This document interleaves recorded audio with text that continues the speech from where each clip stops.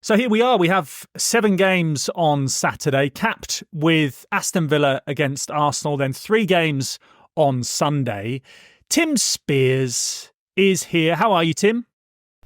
I am very well. How are you? I'm very well. It's good to be here. Thanks, by the way, to Michael Bailey for kicking off this season's preview show. I listened back and it was a wonderful listen. It's good to have you on once again, Tim. And John Mackenzie is here. How are you? Oh, wonderful. Thank you. Yeah, looking forward to another nice tranche of games this weekend. Yes, quite. Indeed. You've gone for a tranche. I like that. Tim, you've got a new column, haven't you? Rose Ed. Is it a sideways glance at football? It is. Yeah. Have you read it? I have. I read it this morning. It was great. Ah, excellent. I wondered who the one reader was, and now we found him. Tell us about it for people who aren't familiar. So it's about the absurdities of football, basically, Adam. You know, be that sort of the greed of clubs or corporations, or the silly manager sackings, or the bizarre press releases, the spin, you know, the stuff that we just kind of accept as normal, I guess, but it's actually crazy when you think about it, and just sort of worth shining a light on. And also, you know, stuff you may have missed. So Preston are onto their 3rd manager of the season already, and Chelsea are going to be a weekly theme, I think. So something gives me a hunch that we might be talking about Chelsea quite a lot this season. So yeah, there's I'm not going to be short material, Adam, and yeah, that's a new weekly column every Friday morning. Yeah, nice one. It is a good new feature for this season. So that's sort of a look back. What are you looking forward to most this week, John? Well, in terms of the football, I've obviously got my eye on Bournemouth versus Newcastle. Of course. Yeah. But beyond that, there's quite a few fun games, I think, this weekend. I think Brighton-Manchester United will be an interesting one. I think Manchester United fans were very buoyant about their win against Fulham, but I think Brighton is going to be a much tougher test, so that'll be one to keep an eye out. That's the early kickoff on Saturday, so that will be a nice, tasty one to kick things off. We've got Arsenal versus Aston Villa, which obviously we're talking about in a bit more detail as well. And I think Chelsea Wolves, as Tim said, Chelsea are the interesting story at the moment. I watched their game last night against Servette, which was a little bit scrapey, but yeah, it'll be fascinating to see how they get going in the Premier League. They played fairly well against Man City, but they haven't got a win yet, so it's a big game for them. Yeah, later on in the show, we will cast our eye around the Premier League. We'll hear from our own experts at The Athletic on the likes of Chelsea, Tottenham, Manchester United, Liverpool, Newcastle as well, all from The Athletic Podcast Network. Okay, let's get into the main game this week, and that is Aston Villa against Arsenal. Villa, who finished 4th last season, won on the opening day against West Ham. Arsenal, last season's runners-up. They beat Wolves, I'm afraid, Tim, on match day 1. And here is the take of our Villa writer, Jacob Tanswell, on what he expects from Villa this weekend. Although Unai Emery will never admit it, there is a sense that the Arsenal games for him are bigger, purely because of the backstory, because they're the club, they're the team that let him go. This time around, they will try to control the game, whether that's keeping the ball around the back, ensuring they recycle, they regulate the tempo. But at the same time, like you saw when John McGinn scored that goal to give Villa 3 points against Arsenal last December, they will try and generate transitions, try and keep the ball around the back. They'll bait Arsenal into pressing, and then they'll play through and they'll manufacture their own transitions, and they'll score on a counter. Takes on Gabriel and pulls it back. McGinn! It's the sharpest of starts for Aston Villa. What I would expect is Villa to be very brave on the ball, take some risks, but also be very pragmatic in their defensive setup, whilst still trying to keep on that front foot and making sure they engage the Villa Park crowd.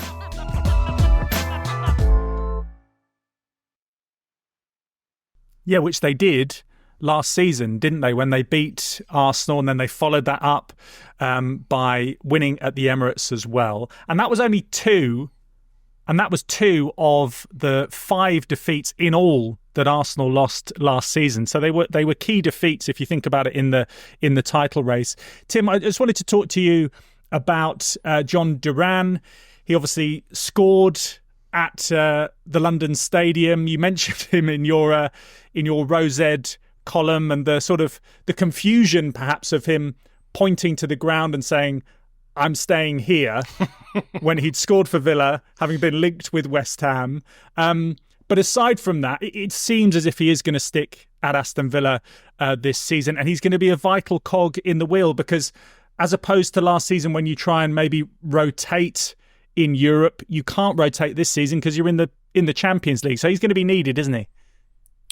Yeah, he is. And Watkins' form tailed off a little bit towards the end of last season as well, if you remember. So they'll need to keep him as fresh as possible. So Duran's going to be important to that. And that's going to be a theme of Villa's season. You know, we saw with Newcastle last year, the physical energy, but also the mental energy that went into those Champions League games. It's like having an extra 6 matches against the top 4 in the Premier League, all thrown in before Christmas, right? So it's very taxing, and there are 8 games this year in the Champions League that Villa will be playing at least. So yeah, their squad depth is going to be vital, and I'm not completely convinced on that yet. I mean, Duran, obviously a great start last week, but I think he's still got a bit to prove at this level, which will presumably and hopefully from his point of view come from more game time. But then you look at the likes, Jadon Philogene, who has been cast aside by Villa before and is now back but unproven at this level. I guess Jacob Ramsey, Ian Maatson also came off the bench for them last week. They had some unused subs in Buendia, Ross Barkley, Diego Carlos. The squad is stronger, but I do question that there are a few sort of unknowns there. We're not talking guaranteed quality in a few of those. But obviously they have financial restrictions, don't they, compared to the clubs around them.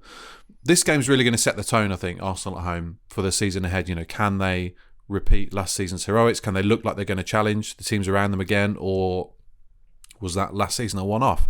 I don't think it was. The quality's there. They've got one of the best managers in the league.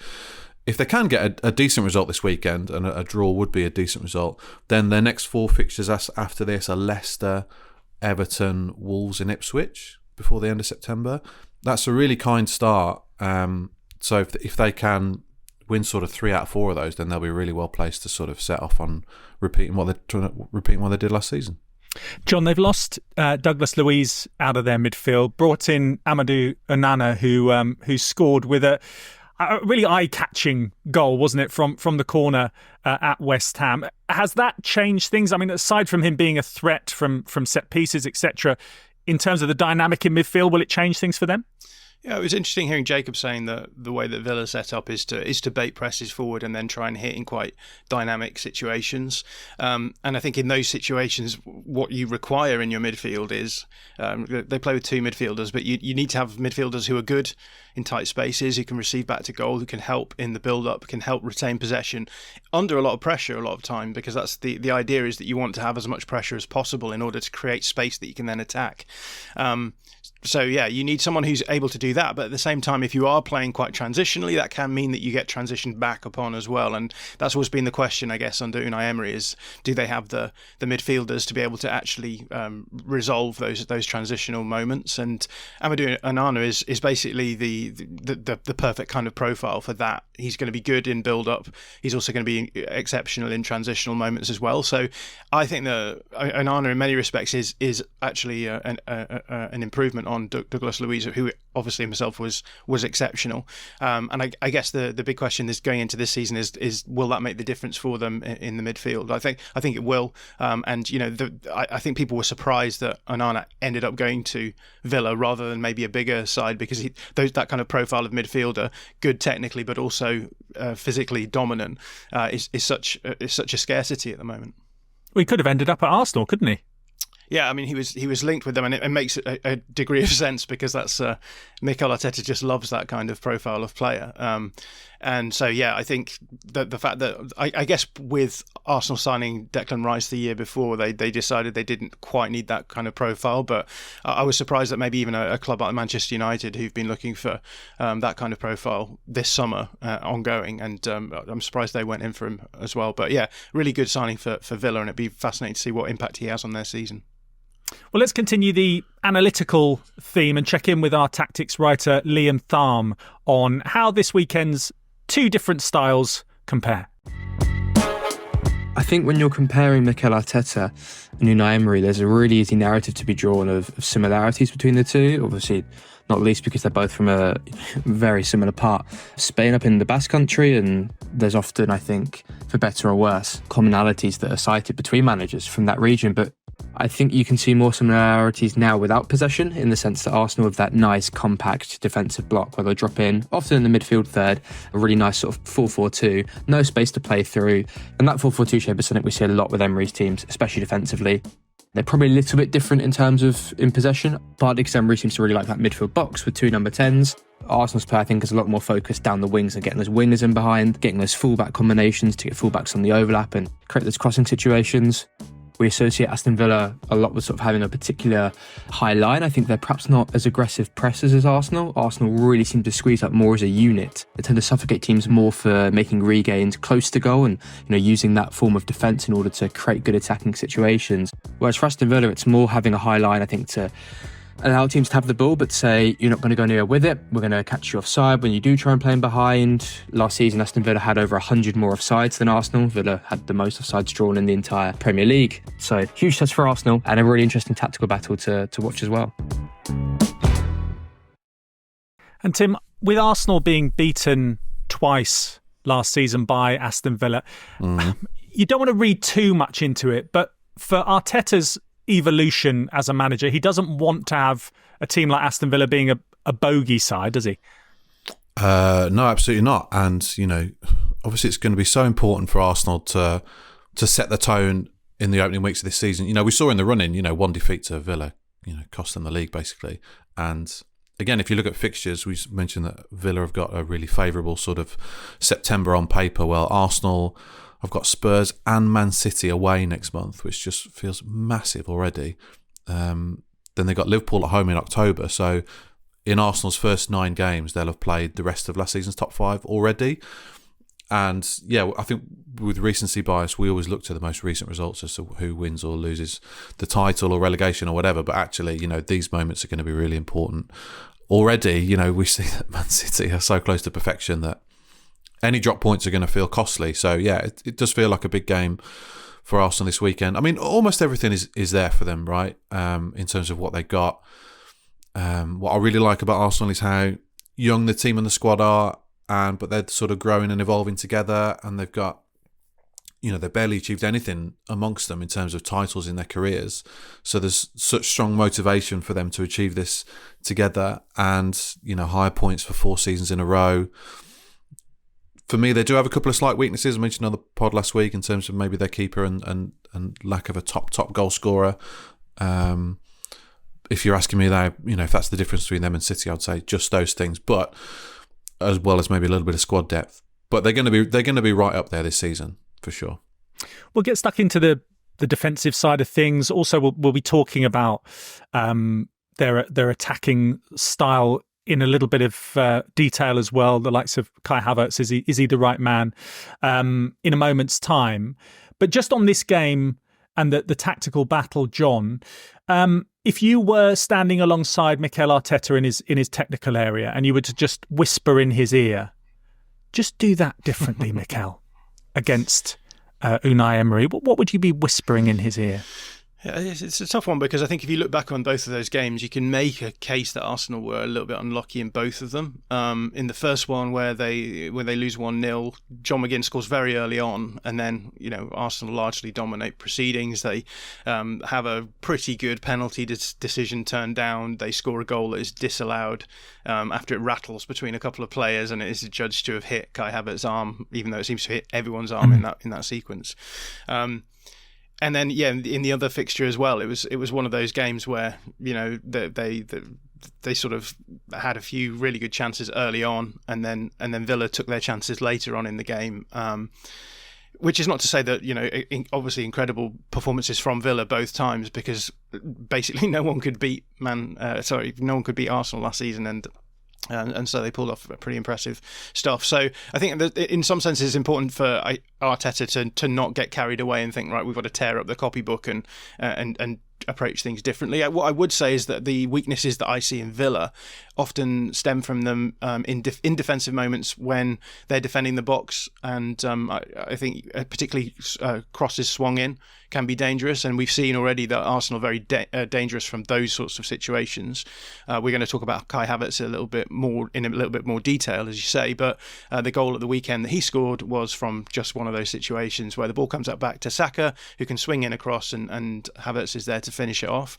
So I would definitely be focusing on that approach. In the last couple of games they've played Gabriel Jesus, which is he's just a different profile of player, I would say, and is going to be, I think, maybe slightly less dangerous when you're coming up against a packed box. And I think that's what we'll see from Villa. We'll see them sitting deep again, trying to hit in those moments of transition and cause them problems there. So I think, Arsenal really need to be prepared to have Villa bunkering in and thinking of ways of being able to cause them problems. And I think one of those problems is going to be trying to hit them through crosses and have Havertz finish.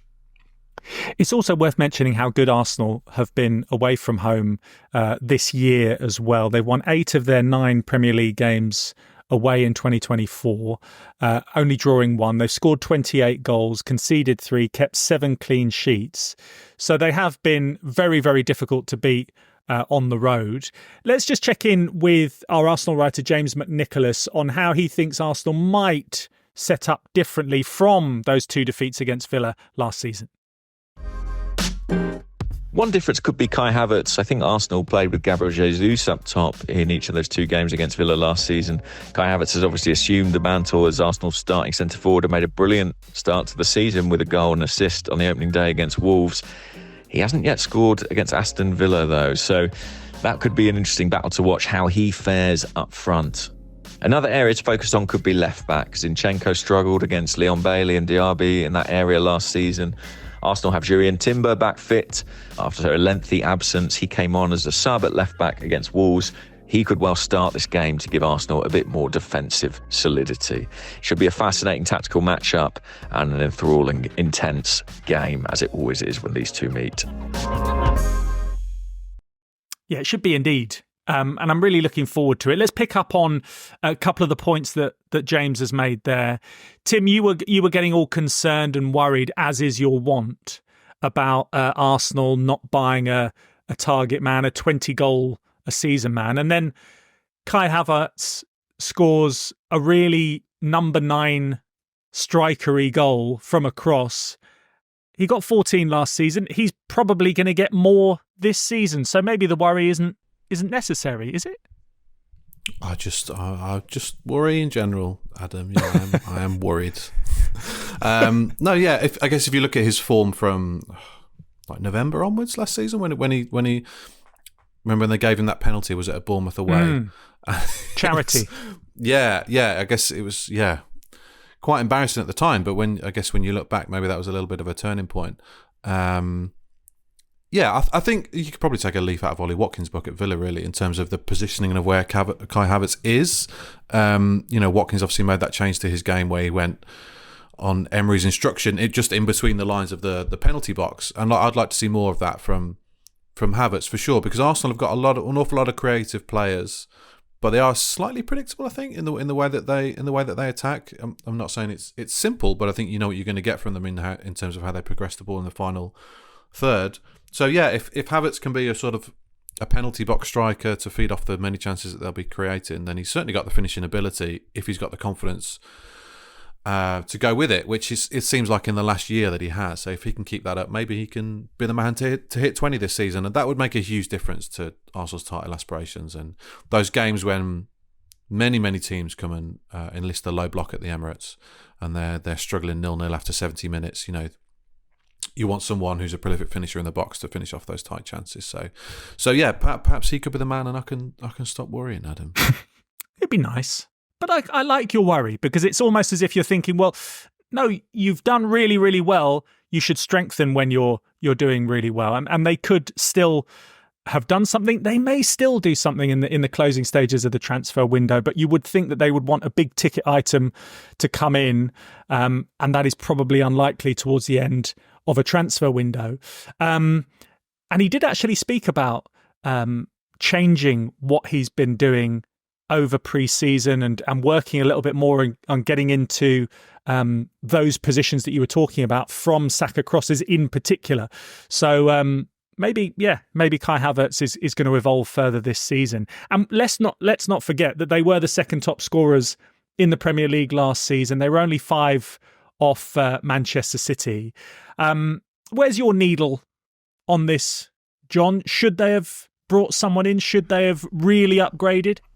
It was interesting hearing you mention the Arsenal results over 2024, because I believe Kai Havertz has a really good record over that same period. We usually obviously take our stats season by season, but if we do it in terms of the calendar year, Kai Havertz is around 1 non-penalty goal or assist per 90 minutes, which is very high. So if we look over the period since 15-16, the highest player I can see on this list is Alexis, who is at 0.9. So that's 0.9 non-penalty goals or assists per 90 minutes. So around every game he's getting a goal or an assist. Kai Havertz is higher than that. He's closer to 1.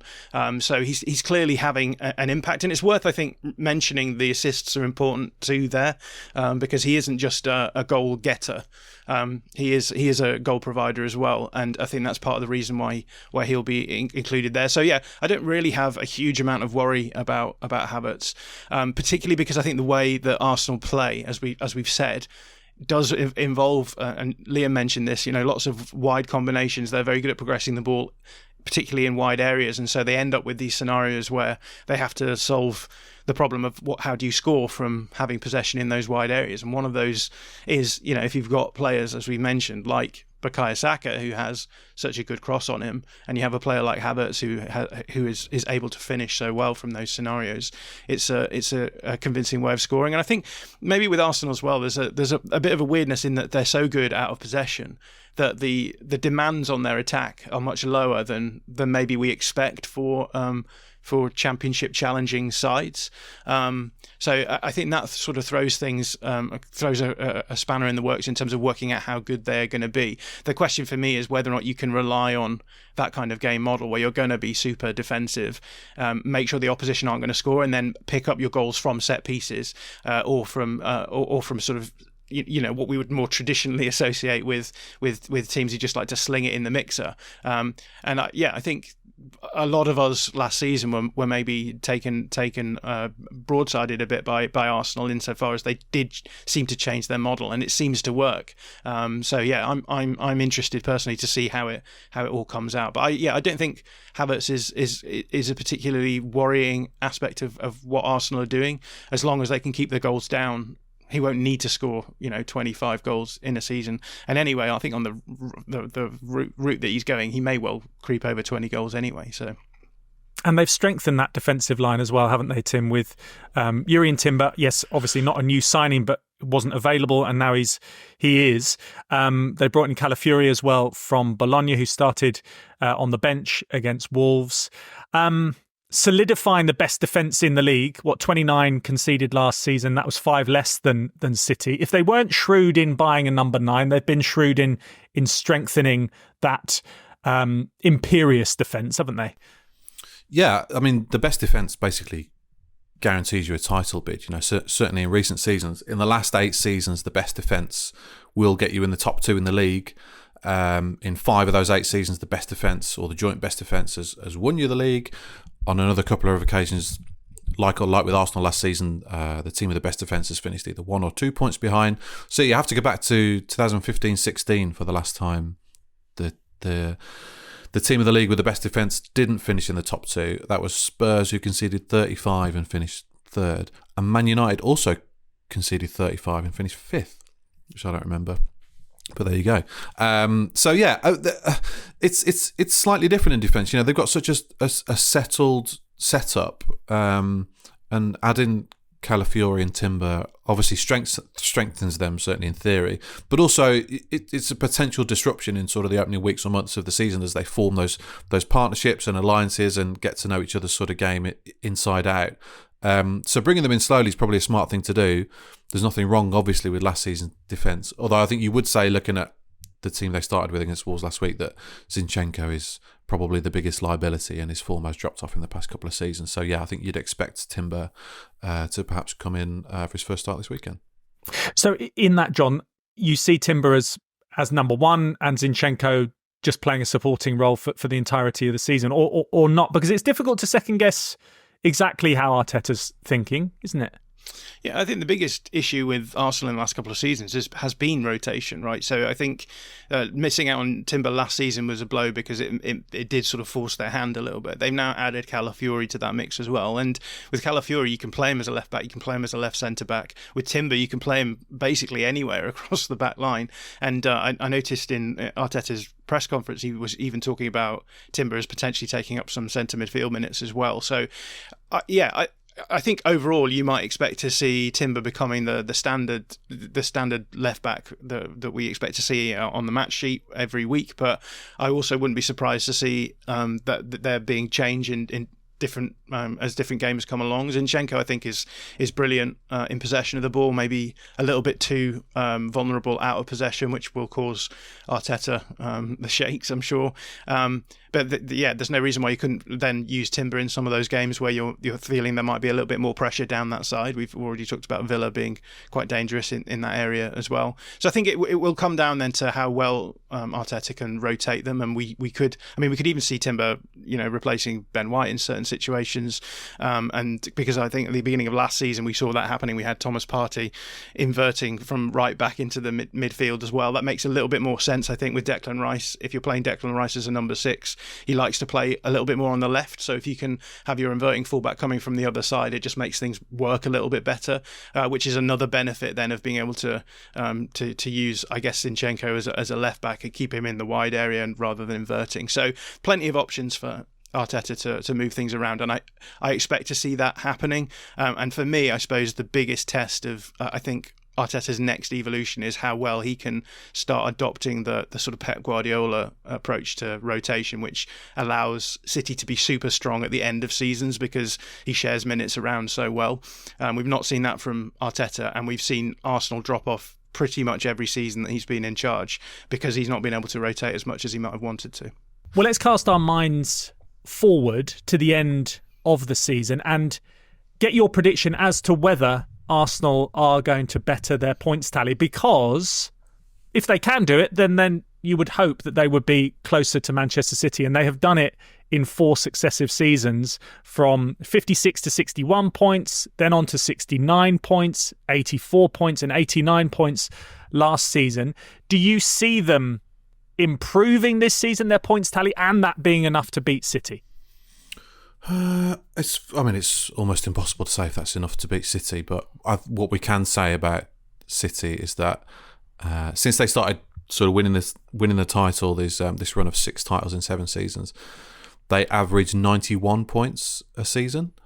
Well, that includes when they got 100 in 17-18 and 98 the season after. So I guess that maybe skews the recent average slightly, but in the last 3 seasons, it's been 93 points, 89 points, and 91 points. So I think what you can sort of say with some certainty is that it's pretty likely Arsenal would have to reach 90 points to have a good chance of winning the league this season. It still might not be enough, but I guess that's we can't predict any of this, but that's the mindset that Arsenal have got to have. Like I was saying earlier, maybe they go to Villa Park this weekend and say, look, a point isn't good, might not be good enough.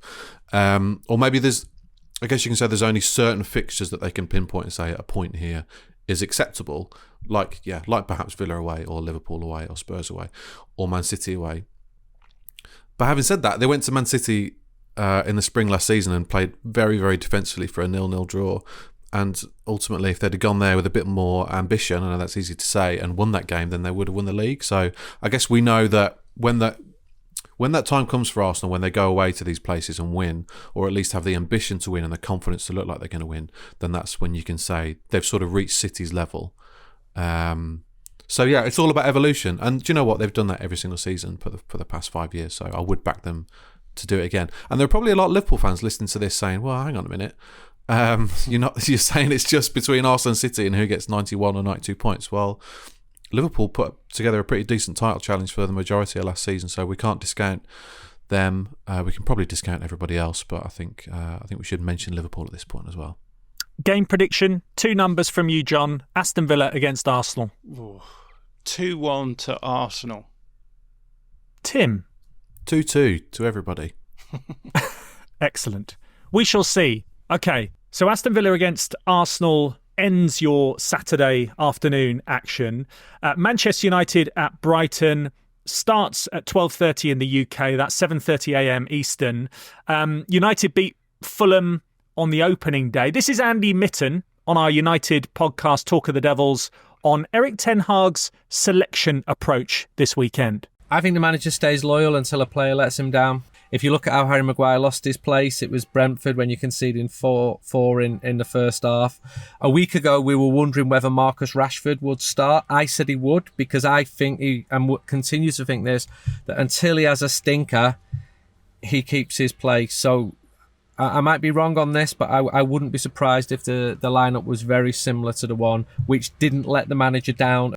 Tim, watching that Manchester United-Fulham game back, they were particularly unconvincing, weren't they? I know Erik ten Hag was saying, look, we're nowhere near full strength. We haven't brought in some of our new signings. We're not at our fitness levels, etc., etc. We've only had 10 days together. But they weren't convincing against Fulham, were they? But they did get the win. They did get the win, which of course they didn't on so many occasions last season. And I think myself, like a lot of people, are predicting that Fulham can have a pretty decent time of it this year. So yeah, but he's right. They weren't at full strength. I mean, De Ligt didn't start. Garnacho, you'd say, will probably come into the team at some point, and yeah, a couple of others, particularly in defence. Luke Shaw wasn't there, of course. There is. You've got to say, from United's point of view, they had so many issues last season that these kind of games were really rare. You know, a fairly mundane, dull 1-0 win at home to Fulham was not the kind of result that they were producing in the second half of last season in particular. So there were so many issues with United. There were so many issues with the defence last year. There were so many issues with the midfield, and then they haven't scored 60 goals for 3 seasons now.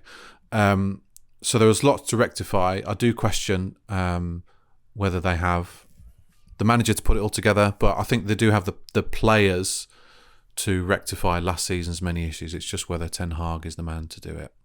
Brighton looked sharp at Everton, though, didn't they, John? They're going to be a tough opponent. Yeah, I mean, Brighton have done it again, right? They've lost a manager, brought in a new one, and everything looks like it's going to carry on as normal. They've got no Europe this season as well. They've brought in rotation options all over the field, which they've not had before. They've got probably the most exciting selection of wide forwards in Premier League squads right now, which seems weird saying that. So yeah, Brighton are going to be, I think, good. I think maybe even low-key could creep into the European places again. I think that's certainly what they'll be aiming to do.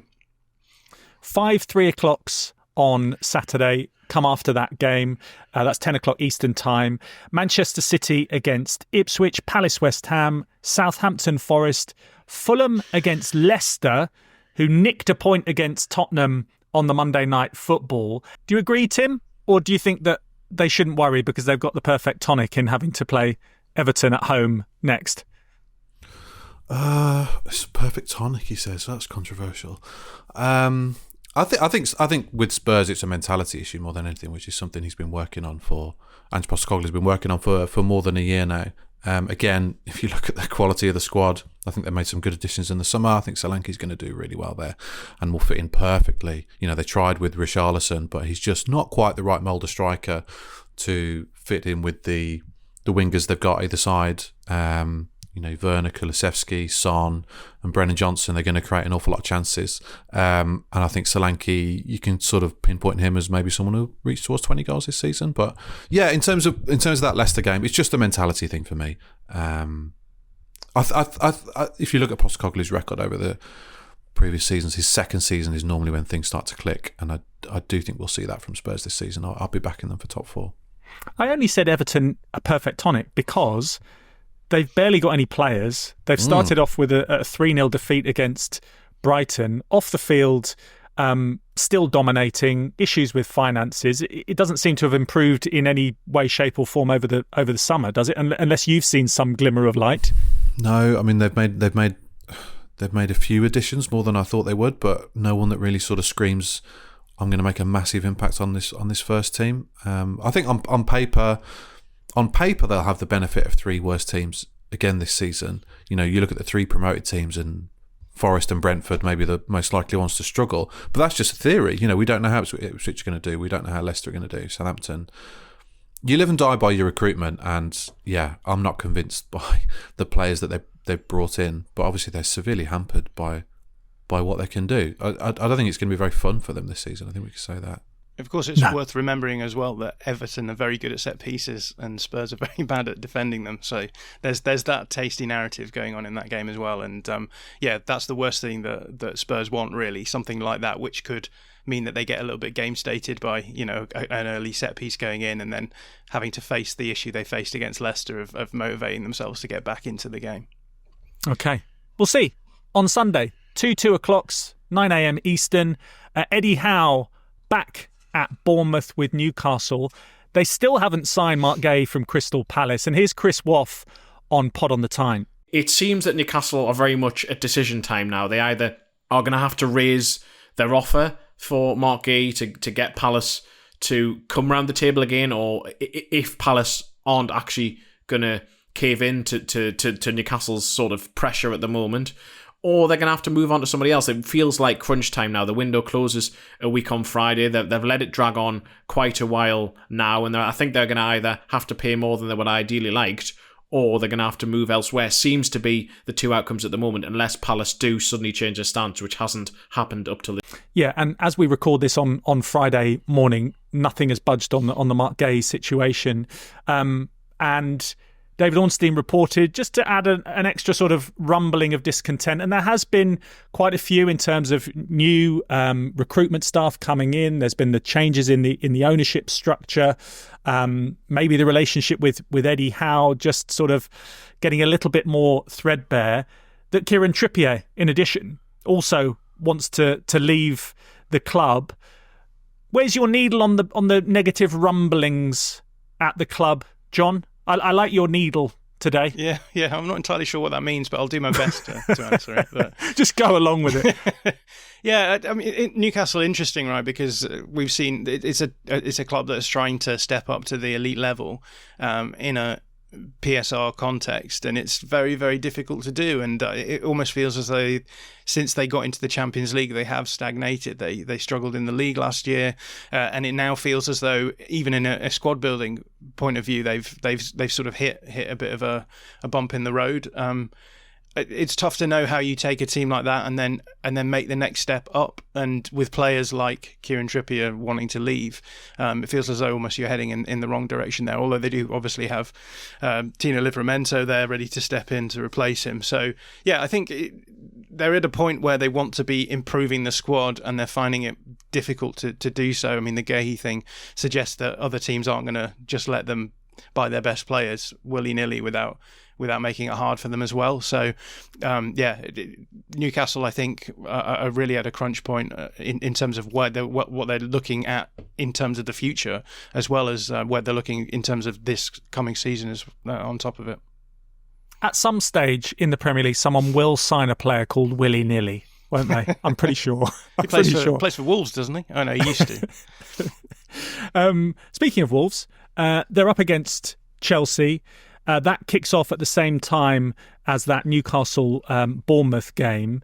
Chelsea beat Servette in their Conference League qualifier midweek. That was on Thursday night. Enzo Maresca has actually engaged in the perception that it is a mess at Chelsea, saying it might look like a mess from the outside, but I'm quite comfortable with it. So he will have been heartened by that victory on Thursday, and then he will have been heartened by reading Rose Ed, where you also said it's not a mess.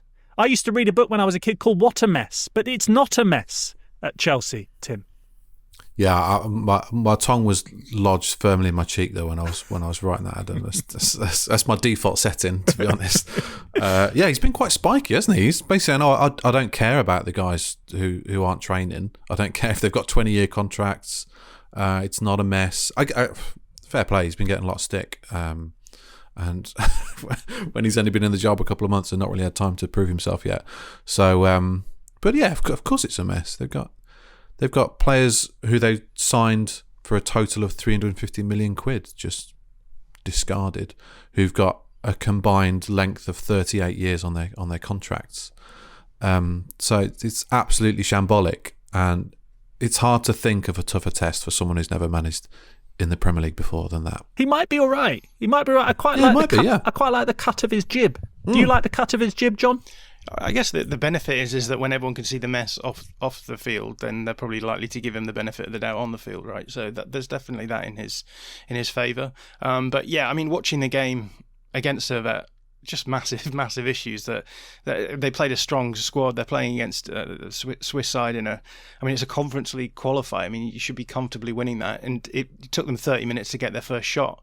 Chelsea. So there's definitely issues there. People will argue that the form of football he wants to play is complicated and will take time to bed in. But having watched what he did with Leicester, I do have concerns. He does seem to be I called it last week, I think, a paint by numbers positional play coach, which is, you put your players in the positions and hope that everything sort of works itself out. And I think it requires a little bit more than that. You can't just rely on having nice structure and your players just sort of solving problems. So I am very fascinated to see how it plays out, which isn't to say that I don't think he'll do well, but I think that the concatenation of different factors here could cause problems. The what now? Yeah, I think I've when you get that moment where you're like, I've got to think of a word, and you go for the worst word possible. I said concatenation. It just means like everything coming together. The combination. I could have said combination and I didn't, and now everyone hates me. No, everyone loves you for introducing a new word. You're like Susie Dent from That's right. from Countdown, introducing new words. Yeah, the Athletic Fantastic. FC preview pods, Susie Dent. That's Exactly. Tactics and words. Words. Brilliant. Right, final word on the games this weekend. 4:30 Sunday. It's all building up to Liverpool, who won at Ipswich, Brentford, who beat Palace on week 1. They go head to head. And let's just quickly dip into our Liverpool pod. Walk on and hear from James Spiers. I'm looking forward to seeing whether we see things ratchet up a bit performance-wise and in terms of fluency and a better start to the game, because I think for someone like Slot and his staff, they'll know they've got to make the most of these valuable days in terms of getting those ideas across and ironing out some of the weaknesses that we did see at Portman Road, because as Slot said so matter-of-factly afterwards, that there's much tougher tests to come.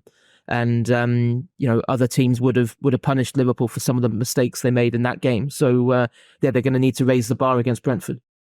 And just play like they did in the second half, and they will have a better chance, won't they, John?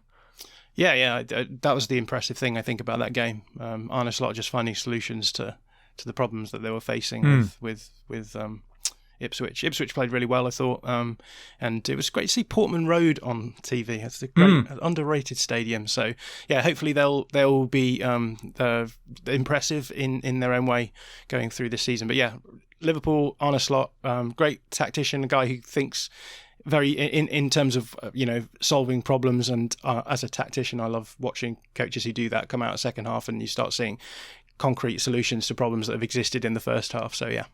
Just a quick word, all of those pods that we've featured there and we've been dipping into our guests from, all available on the Athletic Network. We have the Tactics pod as well, Totally Football Show, the bite-sized briefing every morning, and right here with the weekday hits of the Athletic FC. When we do our next podcast next week, it will be Deadline Day. Thank you very much to my panel today.